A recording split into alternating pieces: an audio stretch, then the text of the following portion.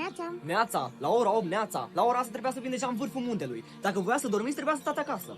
Eu nu mai pot. Haideți, vă rog, să luăm o pauză. Mă dor picioarele, deci nu mai pot. Cât mai avem până acolo? Mai avem mult.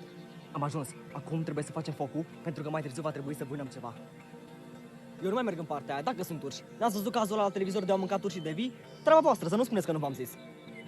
Vrei să nu calci în balegaia? Care? Acolo. Asta? Eu n-am semnat, frate, deloc aici. Unde m-ați adus, mă, sărbăticia asta? Tirați-ai dracu de țânțari? Nu mai, hai să ne întoarcem la cabană, că nu mai vreau.